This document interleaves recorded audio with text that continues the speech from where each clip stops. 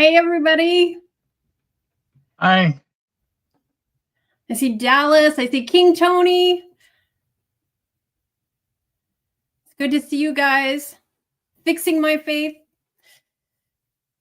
It's good to see you. So thank you so much for joining us tonight. We are excited about sharing our next topic. And let me go ahead and share my screen here real quick.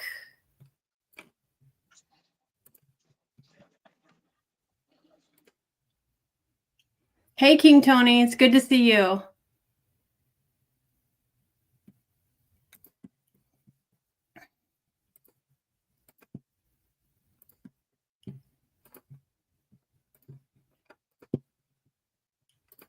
So good to see you.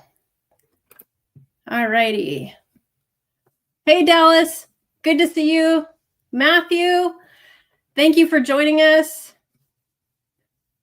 Vernon, welcome. We're doing good. We're hot. It's hot here. Yeah. So please have your notebook and pens ready. Take any notes. Write down any questions that you might have at the end of the session for us. Yep. And just buckle up and settle in. And we're glad to have you here. You add value to us and to everyone here just by being present. So thank you. Appreciate that. Absolutely. Okay, so let's go ahead and get started. So welcome back to Deservingly You. Now, if you weren't with us last week, or if you were with us last week, you'll know that we talked about that moment when your nervous system will hijack everything. And it's how we can get stuck in what John and I described as the framework of zaps. It's that constant scanning, we're overthinking, we turn everything inward, we make it about us. But then we introduced an idea of another framework that we called MAPS as a way to shift from that survival reaction into an aligned intention. So tonight we're gonna expand on that. We're gonna talk more about it, and we're going to zoom in a good way on the first and most powerful piece of that, and that's awareness. Now, a lot of us in the organization, the awareness was more about watching everybody else, and so this awareness is not about judgment. It's actually an awareness as that first act of self-honoring ourselves. Yes, and first thing I want to say up front is that awareness it isn't about fixing yourself. Okay, it's not about performing your healing. It's about noticing with honesty. Because until you see something, you can't shift out of it or into it. And if you've come from a high control environment, you might not have been allowed to see your own truth, let alone trust it. Okay, but tonight we're going to practice exactly that, seeing, right? With clarity, with gentleness, and with choice. Yep, absolutely. Yeah. So let's start here. Have you ever felt stuck and you couldn't name it or figure out why? Like something in you was heavy, looping, questioning, but you didn't know what triggered it? Like that's not dysfunction now. It can be a trauma pattern. It's what happens when your nervous system is trying to protect you without context. Yep, absolutely. I know for years when I would walk away from conversations, and part of this, I could be in a group and I'd walk away from them and replay every single word. And this wasn't because I had messed up, but that's what I had been conditioned to do, was actually to assume that it was my fault. And it was like, if somebody looked uncomfortable, I instantly thought it was my fault. And I didn't know how to name that at the time. So now, looking back, I recognize that I was actually living in a survival mode. And so I was still trying to earn that safety through self-correction. Yes. And here's what we want you to know. Okay. You're not broken. You're just repeating something that once protected you. Yeah. And so if you feel comfortable, go ahead and drop a word in the chat, something that comes up for you when you feel stuck. Now, this isn't, once again, we're not fixing, we're just naming. Any stuck people out there? You feel paralyzed? Okay. And see, name it. You need to name it, to tame it, to reel it in. I love that. Thank you, Metaslave, for the gift. Rage. Okay, yep. And that's understandable. Yeah. Definitely. Definitely. So let's, like we said, the awareness that we all had kind of been brought up around was awareness so that we could criticize ourselves or keep other people in check. So tonight we want to redefine awareness, because a lot of us in those high control systems, they thought of it as a way to have a moral scan. As you know, we judged, it was a judgment of ourselves or of other people. And when we consider it as something for ourselves, it might be that voice that said, you should have known better, or I shouldn't have done that. But that real awareness, it's actually compassionate clarity.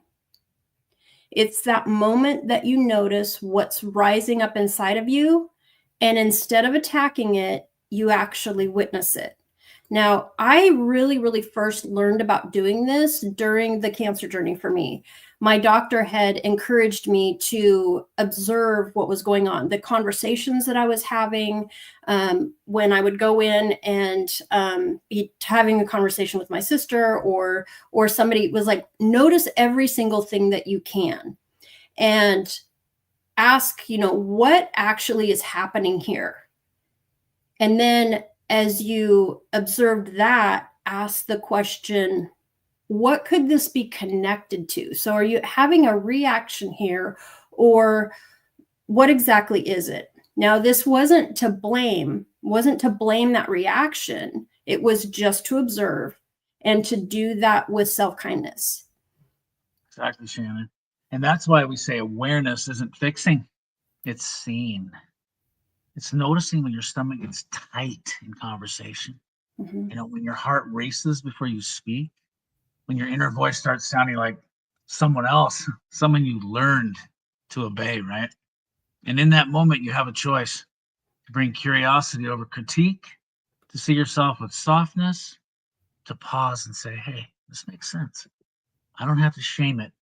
I can meet it where, I can meet it where it's at there. And I often say that curiosity was such a huge tool for me through the cancer journey, and taking that further and going into my future. It's one of my favorite tools in my toolbox today. Very nice, Shannon. Thank you. And then see, without awareness, we live on autopilot, right? We default to the rules that we were taught. We obey beliefs we didn't choose for ourselves. And we react over and over again to ghosts from the past, things that are behind us. But the moment that we become aware of these things, we're no longer reacting. We get to respond, right? That's when the brain shifts out of threat mode and into possibility. Like, what can this look like for us? What does this mean? How can I move forward out of it? And this is one of the things that I also got really excited about. So I also do heart math coaching, and learning about the way that the brain works. So neuroscience actually backs all of this up. And when you name what you're experiencing, now this is not fixing it. It's just to name it. It actually will reduce the activity in the amygdala. Now, this is the part of the brain that's that fear center. And at the same time that you reduce that activity, the prefrontal cortex, that decision-making part of your brain, it actually becomes more active. So our awareness is actually, it actually gives you back your choice, or your access to your choice, and when we come from a system that taught you how to follow instead of feel, having that choice is everything. Thank you, Sharon. That's where that whole name it and tame it comes in along there. You're able to reduce that the effect on you and the control. So let me ask you this: what's one thing that you've recently become more aware of? Maybe something subtle or surprising, something that just kind of hits you in the face. You can just type "I see it" in the chat if you want to just mark it, or if you know it right offhand, you could throw it out there. We'll just take a moment here to for people to think about that, to maybe throw it up in the chat, or you can do that at any time, going forward. We appreciate any engagement, any comments.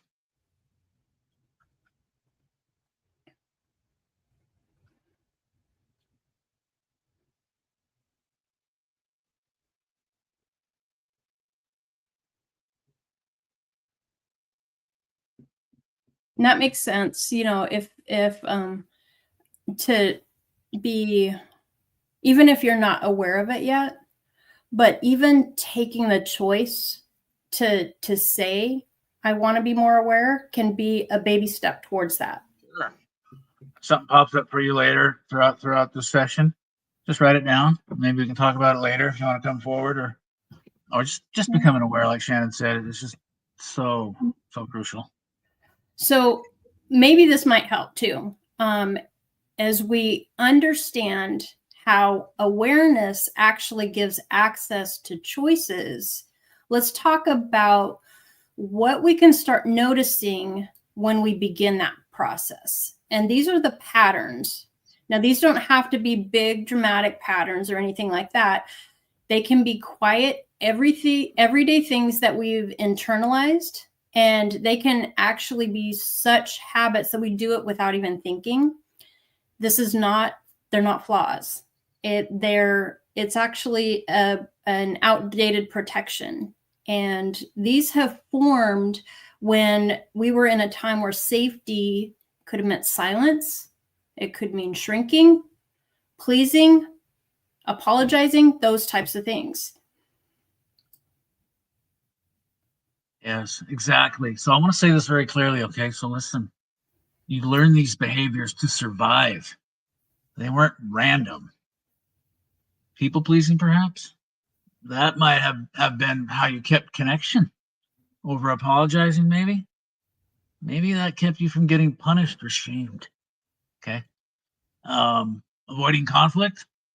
That may have literally kept you safe in an unpredictable environment. So when we notice these things, instead of asking a question like, what's wrong with me for doing this? It's more about, what did this pattern actually help me survive? And now with awareness, is it still serving me? Yes.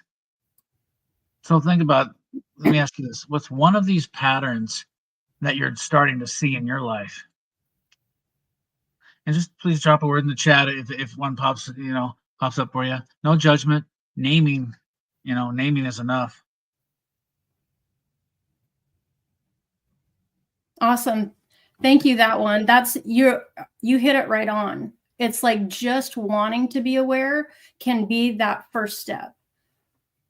Exactly. It helps you to notice things so they don't just go over your head, or you just they just go right by you. Thank you. Yeah. Yep. And Metaslave, yeah, the having that you live and breathe that self-awareness and notice it. So that's that pattern, right? That excuse me, noticing that you think the worst case scenario. So here you're doing the self-awareness, but you haven't really connected the dot between that self-awareness and the pattern. And self-sabotage, okay? Yep. Yes, absolutely. The worst case scenario is likely the least to happen. You're right on. And so that can be like a waste of energy if we're sitting there staying in those types of thoughts. So it's wanting to learn how to make that shift. So that's one of the things that John and I want to talk about tonight. And this is where we start to reclaim the narrative for ourselves, because awareness doesn't just show us what's happening. It helps us reframe how we see ourselves. And this doesn't mean, like, if you are reacting and stuff, this doesn't mean that you're dramatic. What you want to be doing is you want to be attuned. And you're going to hear this statement over and over and over and over from John and I, that you are not broken, you're becoming. And tonight we're inviting you to become more aware. Now, in the past, you didn't shrink back because you were weak. The rules that we lived by demanded it. And when we start practicing awareness, we can become more grounded. And what that does is it actually brings you back into your body as well as into your truth. I want to repeat what Shannon said about you're not broken, you're becoming. And then this happens slowly over time. Something that's different for every individual, but you may not be able to gauge it day by day. But if when you look back, you stay engaged, and then you look back over time, a week, a month, you'll see dramatic changes in how you view things and yourself. And so this work is very it's very dramatic, and it's and how it can help you see yourself. So see, for me, when I first started this work, I had to confront some old programming, that told me that being quiet was strong and that being numb was noble. And a lot of this was just my subconscious, and just how it ran. Like I said, my programming. But the truth was, or is, I was just trying not to get hurt, and just quite recently, I had, some family members reach out to me and try to convince me that what I was doing was wrong, and that I should go to the brothers and beg for forgiveness and ask for their spiritual guidance, and with being, without being disrespectful, I was able to speak my truth and basically say that's not who I am today, and that's not going to happen. And before I wouldn't have confronted it. I would have just totally avoided it because I was numb, to the programming, like I said. And becoming aware helped me see that. And just being able to step into my authentic self, and speak my truth is just so freeing. It's unbelievable. And it was just great to honor how I've adapted to that realization today. Yeah, definitely. And it was really interesting to observe, because having them recommend that we throw ourselves at the feet of the elders and beg for forgiveness and stuff in previous programming, the fact that relationship had changed and basically has gone a different direction, because we had such that strong connection with family and stuff, the appeared brokenness, or the temporary brokenness, if they ever do wake up and stuff, we would have blamed ourselves for that, instead of being really, really aware of really what was going on. And stepping into our own honor and stepping into our own agency is incredibly powerful. And this is, like we said, we talked about maps last week, and so this is how it begins to build. Because when your awareness grounds you, and when you are grounded, the decisions that you start making are more in alignment.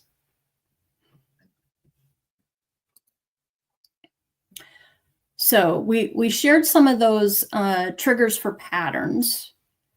Let's talk about what to do when they show up.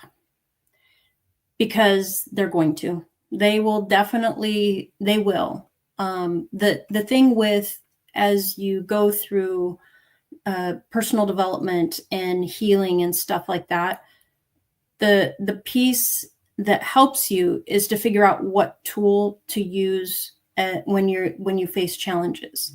So this tool here that we're sharing is the pause, name, and reframe tool, and it's changed everything for us.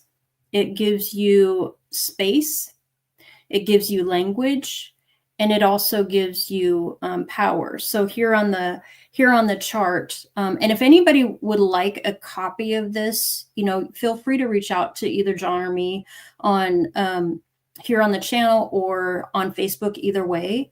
But it talks about what that step, what the meaning behind that step is, and then what that action is. And John will go into it a little bit more, and then we give an example here, and then how we can shift that voice. Thank you, Shannon. All right, so let's walk through it slowly. Okay, let's take a look here. So to pause, think about it. You feel your jaw tighten or your stomach drop. Instead of pushing through, you just pause. Able to step back and say, wait, something's happening here. And recognize that for what it is. And then name it. You get honest. Maybe it's fear. Maybe it's shame. Maybe it's a voice from the past. You name it so it doesn't own you. Okay? You take control. And then you're able to reframe it. You gently shift. You say, of course I feel this. But if I don't have to obey it, I can choose differently.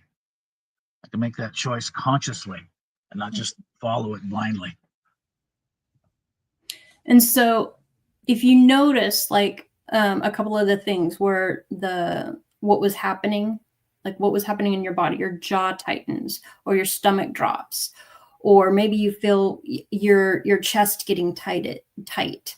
One of the things that can really, really help too is really figure out what emotion that you have a tendency to feel when that's happening.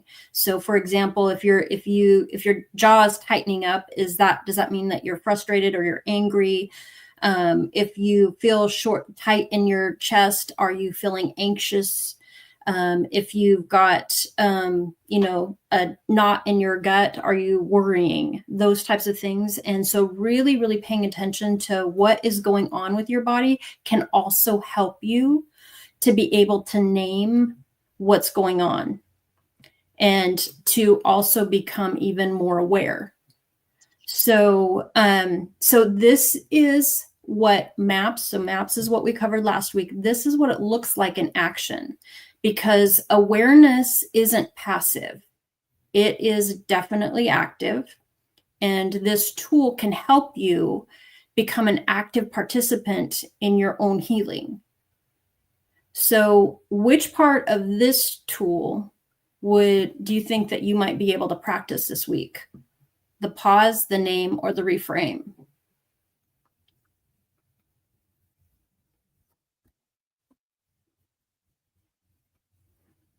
Anybody willing to give it a try this week?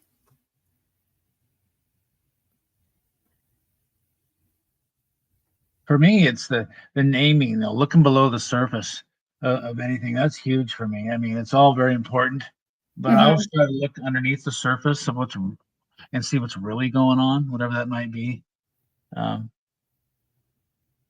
I know for me, when I was like really in the beginning stages of my healing, I had a really, really hard time connecting. Great job, Thrifty. I had a really challenging time, like connecting what emotion I was feeling. Is there a healthy form of judgment? Absolutely. Absolutely, there is. But part of it is what you do with it, what you choose to do with it. And it's that choice that can tell the difference between toxic judgment and because we're all going to have judgment. We're human. We have a tendency to judge anyway. Yeah. Something's not healthy for you, or it's influencing you in a non-positive way, then you're able to see that for what it is and just step away from it. Yeah. You don't have to announce it, but you're making a conscious choice and a judgment, I would say, in that call. Yeah. Yeah. And so what I was saying before I saw Thrifty's comment is with a lot of times, like really being, for me, getting really connected to my body and where I was feeling it in my body really, really helped me to be able to pay attention to the awareness and to be able to develop that name. So even if you go through this week and you decide to give this a try and you pause, even if you say, I felt that in my pinky, or I felt that in my stomach, or I felt that in my knee, or whatever, just where you even feel it. If you can't name it, even feeling it in your body, because as you have repeats of having similar reactions, you can peel back those layers and give it its official name. But the biggest thing is to have that pause and look for ways that you can name it. Thank you, Born JW. Yes, I still have trouble with that myself, but I'm able to, with the work we've done here, I've been able to learn how to step back and pause and to respond authentically instead of react with impulse and emotion. I mean, there's been a shift, and it's taken a lot of work. Mm-hmm. I used to get into a lot of trouble as well, my whole life actually, until quite recently. Yep. Yeah. So here we go with so there's something quietly powerful about becoming aware. See, it's not dramatic, it's not defiant, it's just intentional. Okay. Because systems of control, whether religious, ideological, or familial, are built on one thing: disconnection. Okay, control systems don't just want your silence, they want your autopilot. But awareness interrupts that completely. Okay, when you start to pause, question, and choose, you begin to reclaim the most powerful thing that you lost: your agency. Okay, disconnection from the body, from your inner voice, from your truth, from your ability to choose. And when you start to notice what's actually happening inside you, you interrupt that disconnection and you begin to pull away from it and you begin to connect with your true and authentic self. Yeah. So when you become aware of your thoughts, your emotions, those patterns, where you might be feeling it in your body, like John said, what happens when you become aware like this, you actually interrupt that disconnection. And you begin, and this is a little bit where that cognitive dissonance kind of starts making a little bit of, that's what happened with a lot of us, And so you expand on that and you begin to question what you were taught to obey. And this is out of dignity. I remember that first time that I realized I could decide something simple, like what movie I was going to watch or what I was going to wear or what color I'm going to dye my hair. And I knew that I could do this without checking to see if it was allowed. This was my way of reconnecting. And I started listening to myself and identifying what felt true to me. And that awareness actually gives you back that choice. It also is going to help you to be aligned and be real and to be home in yourself. Because when you become aligned, things get more comfortable. Things aren't going to be as irritating and agitating to you when you're in that alignment. Indeed. And systems of control, they taught us to stay in autopilot, to not ask, not notice, not do any research, not to feel. And that's why this work matters, because awareness gives you back the one thing that those systems took away, your power to decide. Okay, the power to be you and to figure out who you really are. Okay, I'm hoping that we can light up the chat with this one. Type choice in the chat if you're starting to feel that shift, that realization that you don't have to keep living by those old rules. Any choices out there? Choice, yay!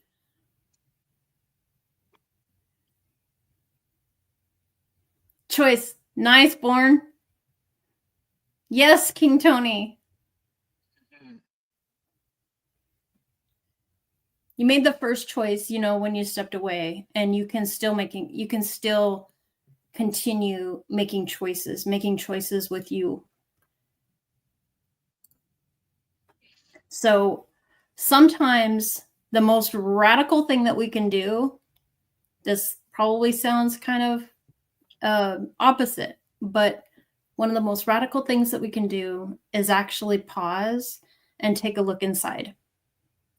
But the way that we used to do it in the old days was to perform, but this is not that way. We're actually pausing and looking inward, not to perform, as well as not to fix. This is just to simply notice and witness what is true right now. Just look at it. Thank you, Shannon. This journal prompt here, it's an invitation into that kind of awareness. If I observe myself with compassion today, what would I notice? You might notice tension, a recurring thought, a habit that's been protecting you for forever. So if I were to journal out loud and say this to myself, if I observed myself with compassion today, what would I notice? I would notice that I'm a little bit tired because I ended up staying up too late last night. And so I didn't get as much accomplished today. And so rather than judging myself and beating myself up, it's just noting, I feel, I feel tired. And so if I'm being compassionate, I want to be able to get the rest that I need. And so I want to consider going to bed a little bit earlier so that I can feel better tomorrow. And the big thing is not judging what you find. And that's where the power in these frameworks comes, because it gives you permission to meet yourself right in that moment without demanding perfection. You should never demand perfection anyway, but awareness is that first act to self-honoring. And this question is where that can begin. So if something's rising from you or for you, something pops up in your head, you're welcome to share it in the chat, even a single word, or type noticing if you're holding on to something that's private, a little more private. But if something pops up, it'd be great to for the acknowledgement. Yeah, Dallas. Wow, that's Yeah, freedom. That was one of the things that was so Freedom. huge when we first left, was having that guilt trip. And Yes.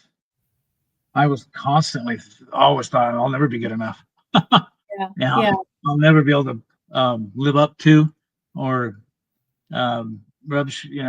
be good enough, like I said, and just always just a constant guilt trip, you know. Um, yeah. but now that's gone. That's completely just a thing of the past and such a relief.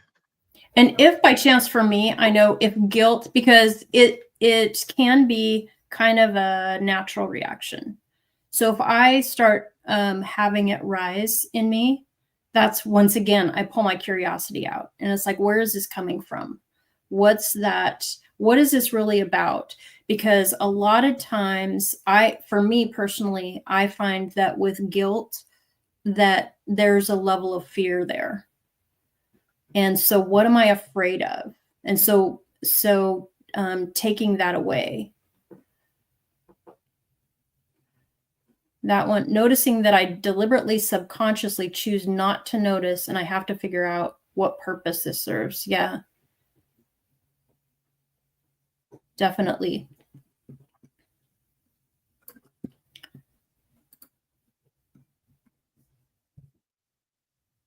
So, John, I'll turn it over to you. Okay. Well, so yeah. So what happens after awareness? What do you know? What do you do once you've noticed the pattern or the emotion or the tension? Yeah. Send the guilt trip packing. Yeah, yeah. So, this is where, once again, that framework continues to guide us. And when you start with that awareness, then you move into alignment, asking yourself, what matters to me here? What's true for me right now in this moment? And once you answer that, then you can go from there, that alignment, you actually can take action. Once again, we don't want to be putting ourselves back into performance. We also don't want to be reacting. This can be one small step, but the important thing is that this step is intentional. Indeed. And we don't want you stepping away from this call tonight with trying to change your entire life. That can be just way too overwhelming for anyone. We just want you to walk away with just one shift, just one little thing, one new way of responding, one reclaimed decision, you know, to reclaim your life, Yep. perhaps. Yeah. And that's what these frameworks are about. We talked about MAPS last week, and what MAPS stood for was having that mindset, the awareness, the progress, and then stepping into purpose. And this is where your progress can begin, is actually with that pause and noticing, and also it can be a teeny tiny decision that's made in alignment with you. So what's one thing that you feel ready to shift? And if it's private, feel free to just type in ready.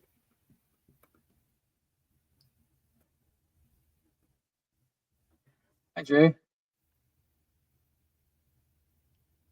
Thanks for being here. Appreciate it. Jeanette, I hope that you said that you cannot go through the shame, or you cannot go through the shame. So does that mean it's a challenge to face the shame?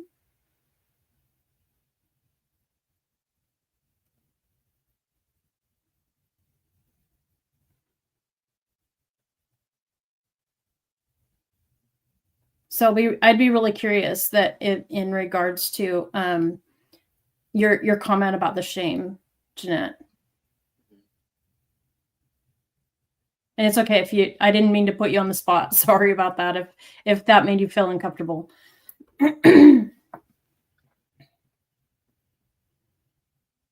So like we said, this can be just a tiny little step.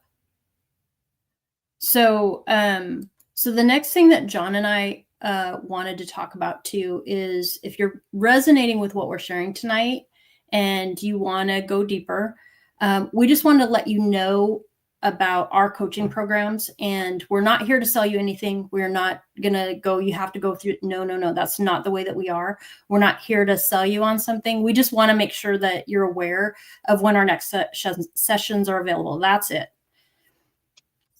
Yeah, because these are life-changing scientific approaches, not based on our opinion or things that we've made up. These are things that are done on worldwide researches with hundreds of thousands of people and proven things that work. Yeah. And so it's like Shannon said, it's a 6-week guided experience that introduces you to 6 keys through a process that leads to discovery, decision making, performance improvement, and better living. You'll have group coaching, weekly tools, a supportive space, most importantly, a structure that helps you take the insight and actually live it and put it to work. So those of you who joined our very first show where we went into those 6 core keys, this is coaching around that. And so this coaching program, it's going to begin July 10th. And if anybody wants to join, if you're able to join before the 27th, there is a bonus, and you can find all the details at luminous-connections/resilience code. And if you want, go ahead, Dean. Sorry. Sorry. If you're curious and just want to know more, okay, just type code and we'll follow up with you, after the session privately, and we'll give you all the information that you might be curious about. And once again, we're not here to try to sell. We just want to make sure that you know that there is something available if you choose. We just know this works for sure.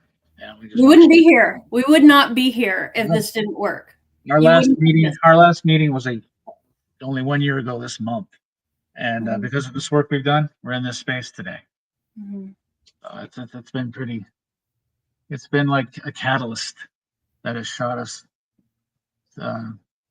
into the future, sort of say, in a way of putting it. So before we close, we want to open the space to hear from you. Okay, what stood out tonight? Well, what resonated more deeply than you may have expected?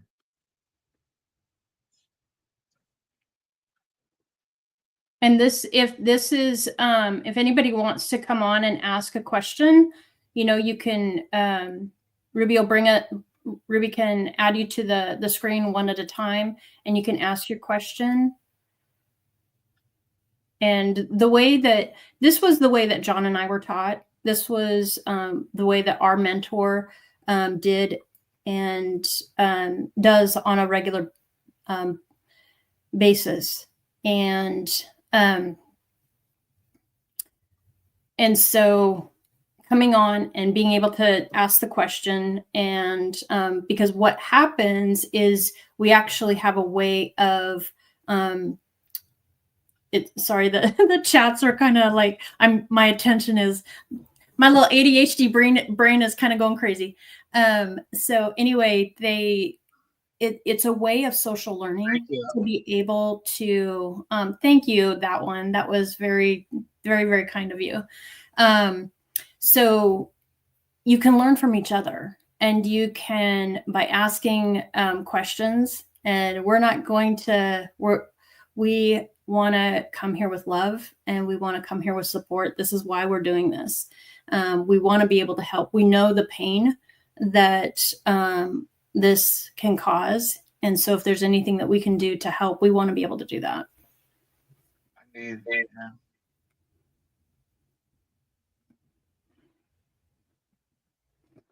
Thank you, that was very, very sweet of you.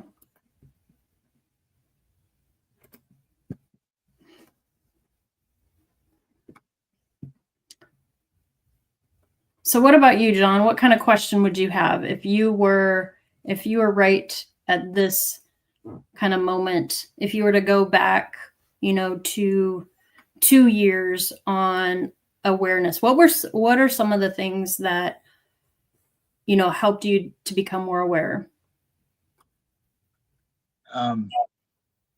Reading books on psychology, and which and being aware of that what I say, and what I think, my subconscious takes as absolute fact, and my body responds in kind.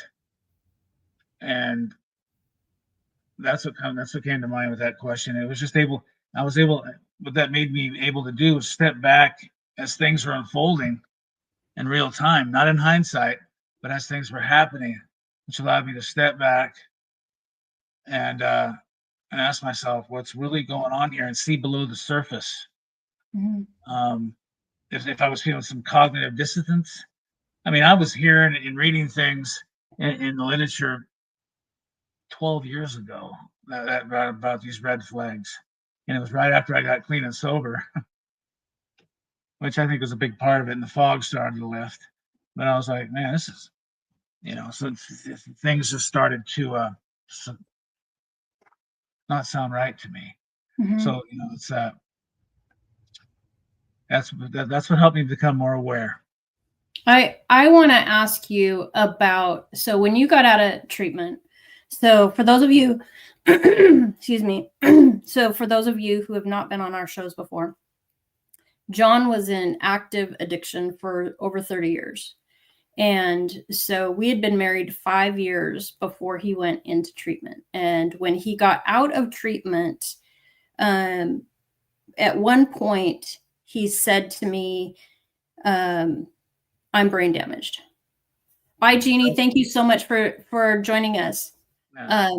You said I'm brain damaged, and so you had to have had a point where you weren't playing into that pattern anymore. You decided to not play into the pattern of addiction anymore. I don't remember an exact point. It was just how it happened slowly over time. I mean, that was just my belief system, because that's what I told, like I said, I told myself that, so of course I believed it. And I started kind of, like I said, coming out of that fog, and just started realizing, and the longer I stayed clean and took care of myself, and just in case if anybody's wondering, I didn't just smoke pot. I was a meth addict for a very long time, and that it really does affect the brain in very negative ways. So it's understandable that I may have thought that, but the longer I stayed clean, I just came out of that, and I was able to start recognizing things. I'm so grateful I'm actually grateful for the time that I did have away from the organization. Not proud of the things that I did, but I wasn't so completely indoctrinated where I wasn't able to step back and see things as they are and were after the fog started to lift. I was, things like, we must obey the organization, even if it doesn't make sense from a human standpoint. I think that's the first thing that stands out in my head. Yeah, that one. Yeah, definitely. I want to go back to what you were talking about, though, like Sure, with the addiction, because you had to, you eventually had to make a choice. You had to become aware that that was like your pattern of thinking with, I'm brain damaged. I can't do such and such or whatever because I'm brain damaged because I did all of these drugs and stuff like that. So you had to become aware of it. And I'm asking, is that how you describe it? Is to actually make the decision that you were gonna get forward. I know for me, there was that moment, and I can share that as soon as if you want. Yes, that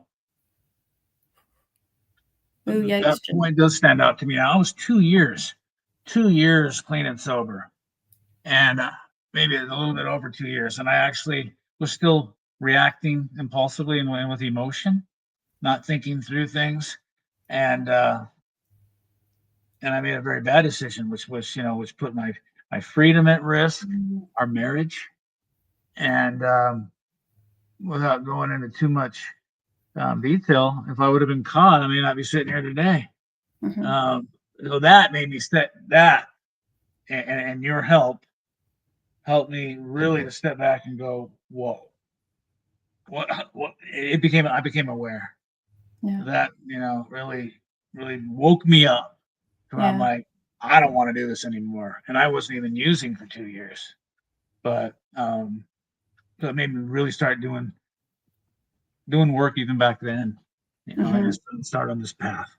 Yeah. Yeah. I know for me, it's like coming out of the domestic violence situation and meeting meeting women who their patterns, some of the patterns that I saw with when I went into the support groups, um, was the people that end up staying as victims and will end up just either going back to their abuser or just going into a new relationship and always being a victim and stuff. And then there were also the survivors, the ones who came out of the came out and were, thank you, Jeanette, that were had survived the domestic violence.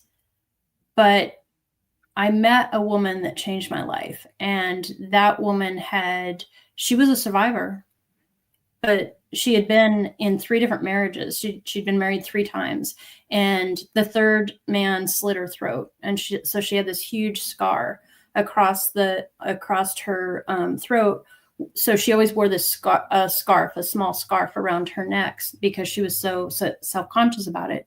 But I met her and I recognized that she was a survivor.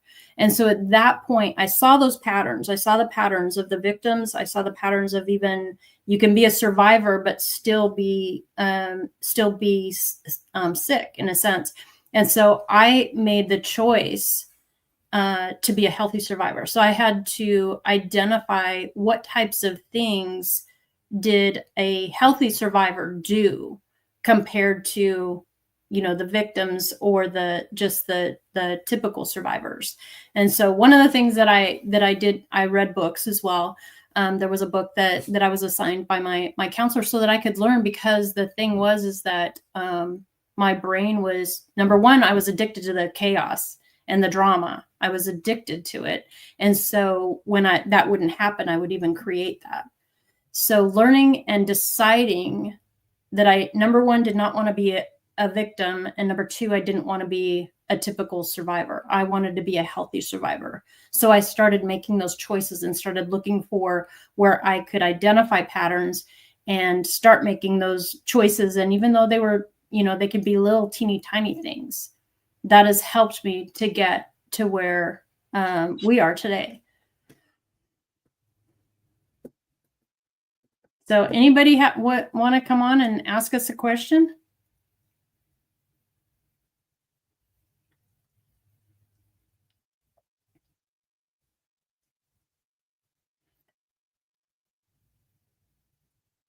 The duty one for me was self-sabotage. When I became aware of my behavior and how I had been doing that for decades to myself, everything, just kind of sabotaging everything good in my life because I didn't feel like I deserved it, or, I wasn't good enough for it, or whatever. That really made me, brought forth tremendous change when I saw that for what it was. I was able to stop doing that. Yeah. Yeah. I knew Rui would have a question. Yes, a quick question, because I asked earlier in the chat, is there a healthy form of judgment? Because I have noticed that post life, after leaving the high control organization, those rules those imaginary rules of life, they still cling to you. And they might not, not all of it is bad, but I notice how sometimes, like, my cousin tells me, well, you were raised that way. Don't you think that probably, your politics are like this or your opinions are like that because you were raised like that? And I admit that, yeah, that's true, but I don't necessarily think that's a bad thing. Like, you can still have judgments or have opinions, or uh and it is not a bad thing. So I don't think that that would hold me back from something, but that's just me looking at myself. I would like to know your opinion on that, in terms of moving forward, and a healthy way of viewing things when it comes to not being stuck. You want to go, Johnny? Well, keeping an open mind on things, and realizing that you don't know what you don't know. Right? There's always something out there that you don't have to know everything. The truth about everything, and that, and of course, we're going to have our our opinions and our judgments about things.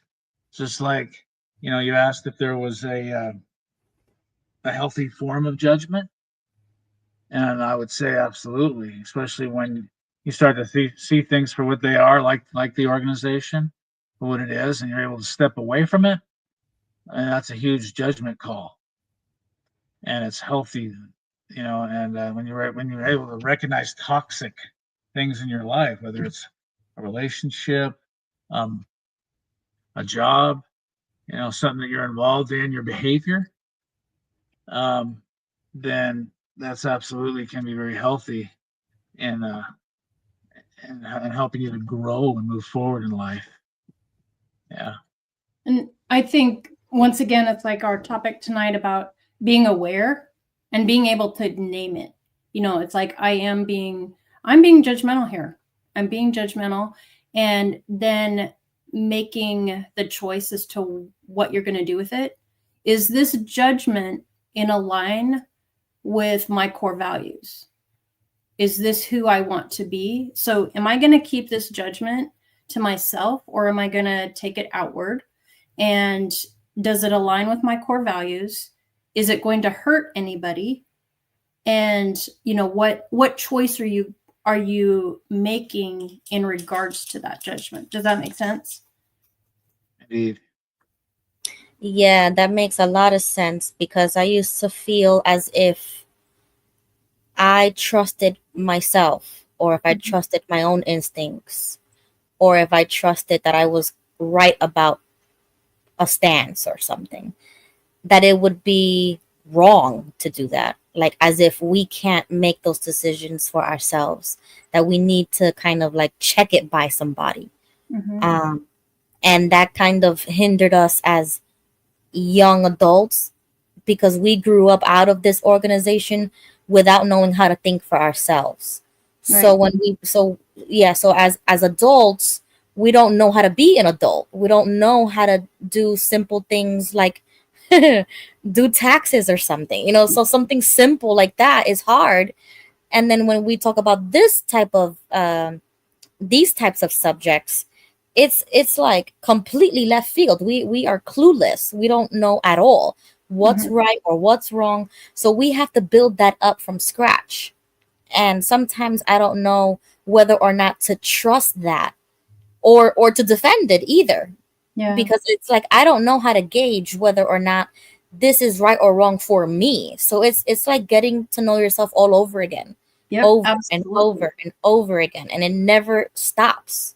Yep, absolutely. And that's why the micro steps are really, really important in just paying attention and just learning to go, what am I observing, and what does it mean?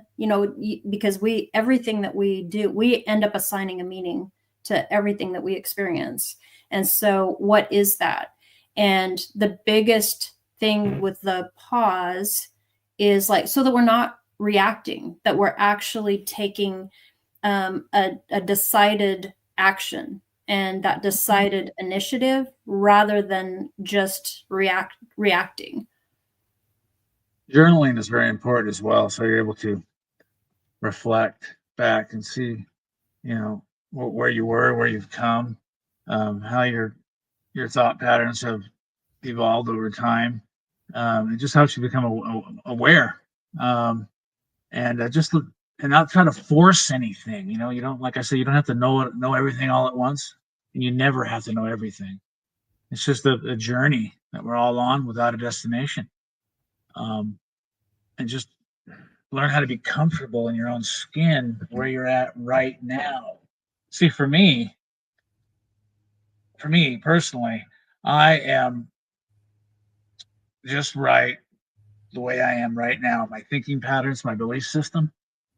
But if in a year from now, I open up my journal and I go back and I look at December or December, June 23rd, 2024, and I'm thinking, saying, doing all the exact same things I was doing a year ago, that to me is unacceptable.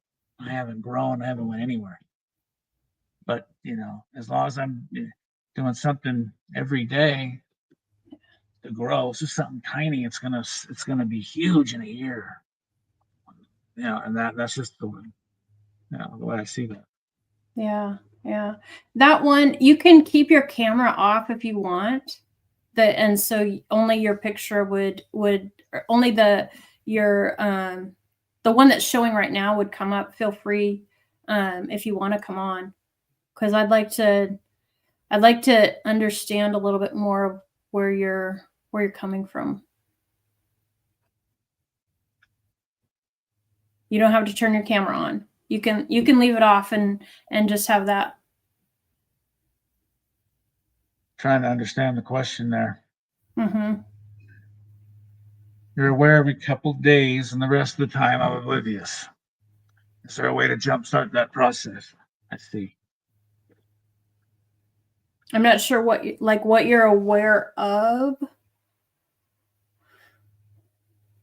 You could, you know what comes to mind is you could put an alarm on your phone every day. Three, 4, 5 times a day that best works for you to go off to remind you to be aware, or certain words that might stand out to you to remind you, so you don't lose that time. Like you said, you're aware for a couple days, but the rest you're oblivious.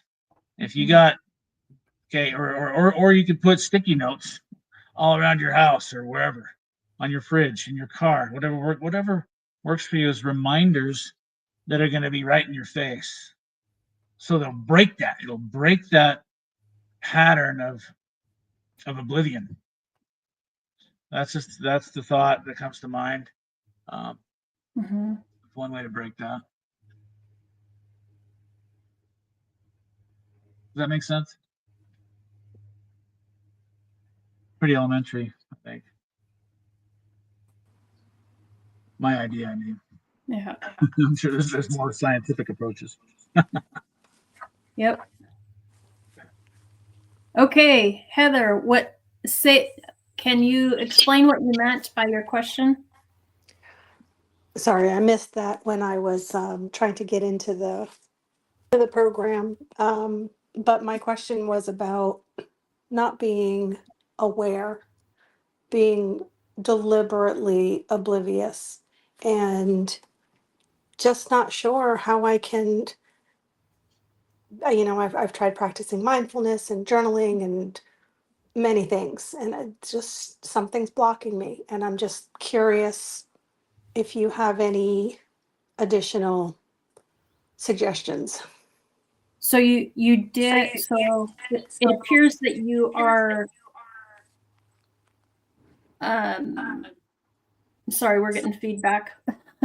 Being deliberately oblivious could be that's a pattern right there. Is being, yeah, and so I would be like, why? Why are you? Do some digging around that.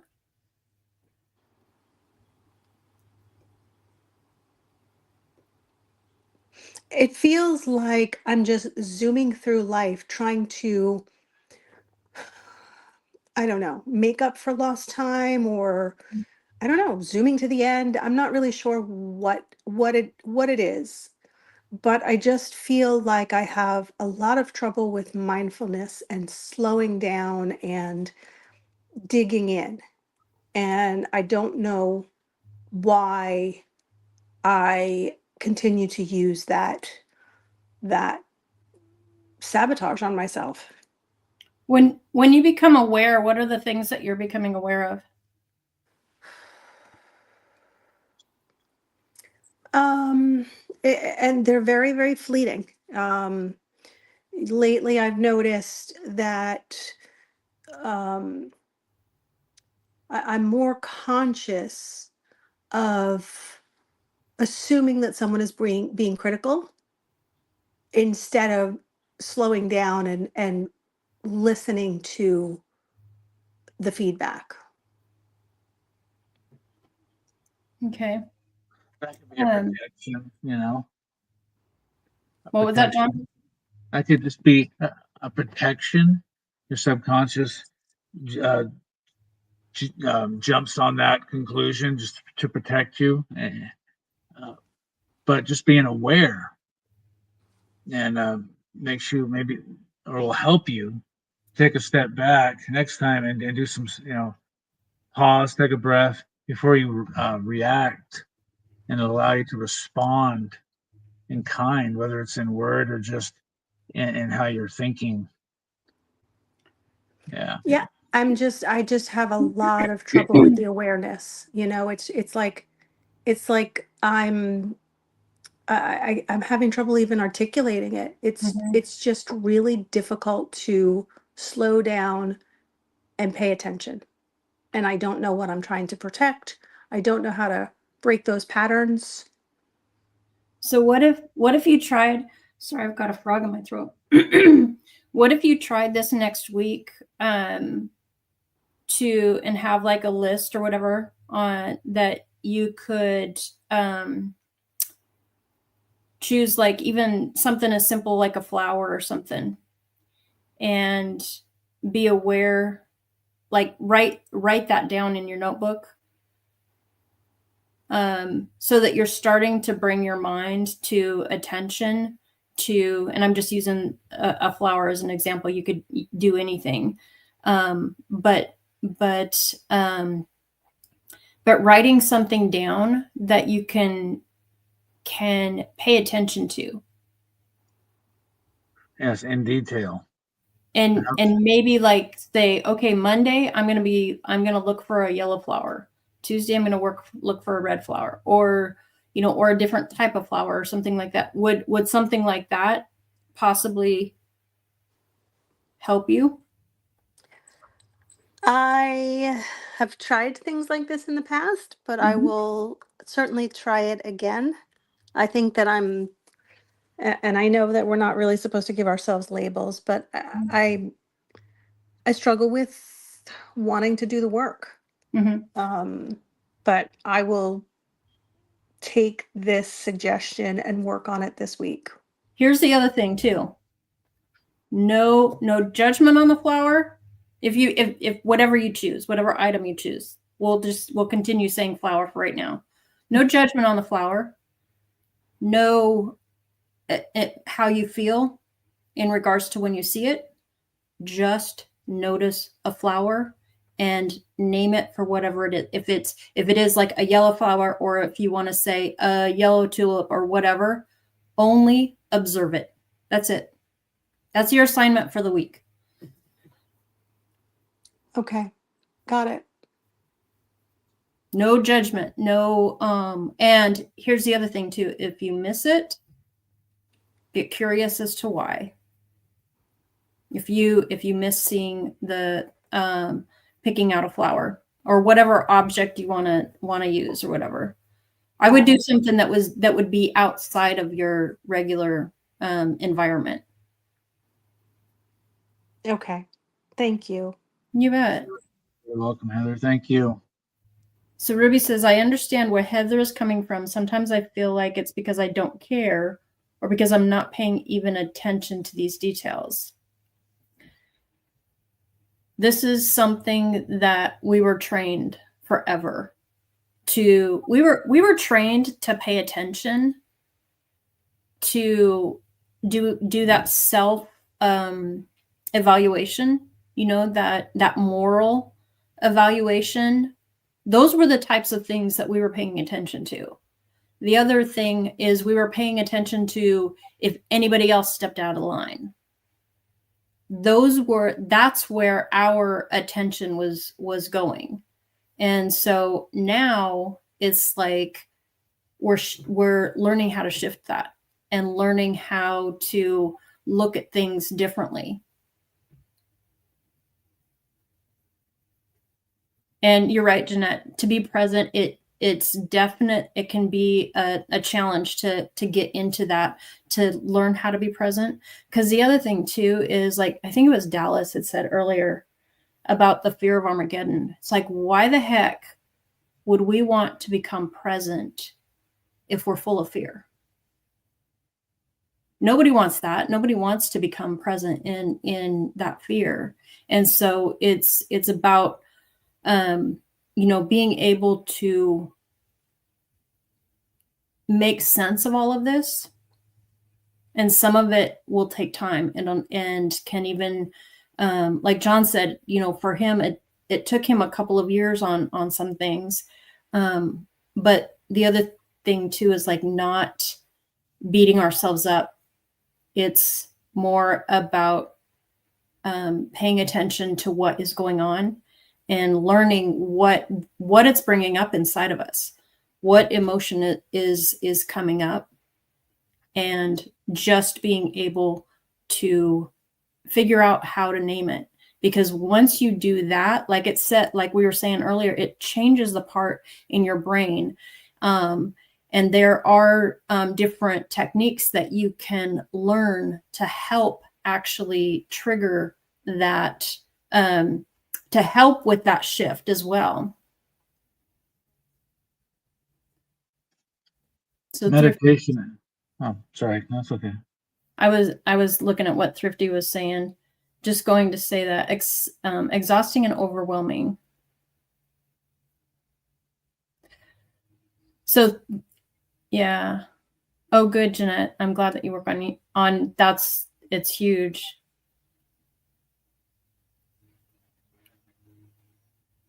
So one of the things, Thrifty, if by chance, like with paying attention, how much are you just observing, and how much are you doing, like what Ruby was saying in regards to like judgment? It's like, pay attention without judgment. Just observe.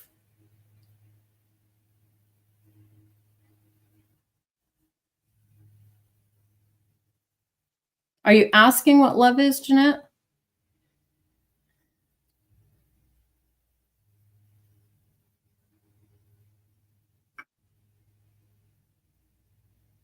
Okay, well, I want to thank everybody tonight for their interaction. This was awesome.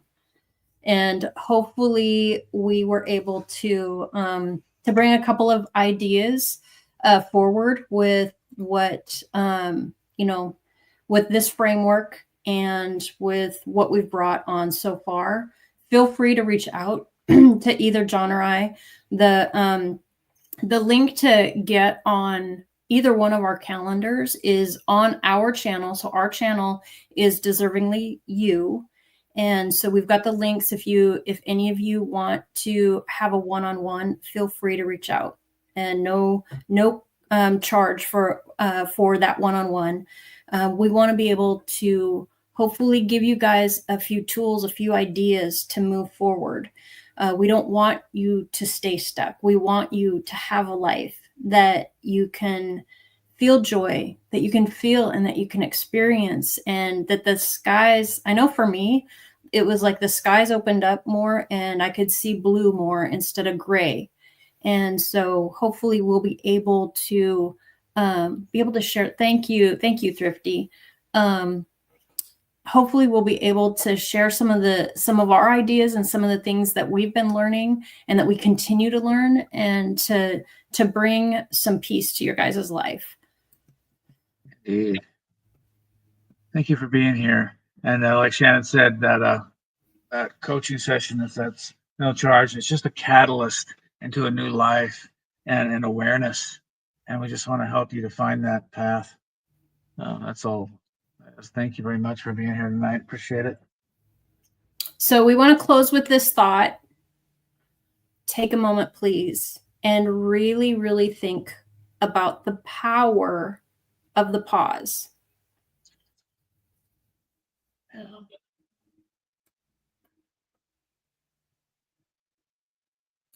And the quote here on the screen is by Viktor Frankl. He was a Holocaust survivor who lost most of his family and saw some horrible things, but he still was able to find some sort of meaning and value going forward. And as it says, between stimulus and response, there is a space, and that space is the power to choose. And in our choice lies our growth and our freedom. And so that space, that pause, is awareness. And all of you tonight, all of you who have participated, you've practiced stepping into that awareness. Every single one of you that was interacting and that was acting, that's a step. And it doesn't come with force, not with shame, but with compassion. The other thing too is like, don't stop. You keep choosing it. You keep choosing one pause and one breath and one choice at a time. You just keep moving forward.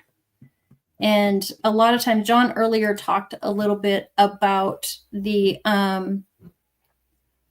micro steps that he had taken.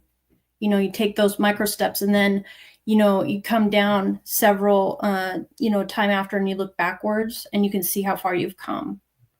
And we are looking forward to seeing how all of you guys grow. And it warms our heart that you guys are here and that you're listening to us, and that we're able to share some of the things that we're learning and stuff. So we appreciate all of you so very, very much. Please feel free to reach out to us after the session at any time through our email or on Facebook, and we'll get back to you as soon as possible. All right. Good night, everybody. Have a good evening. Thank you very much.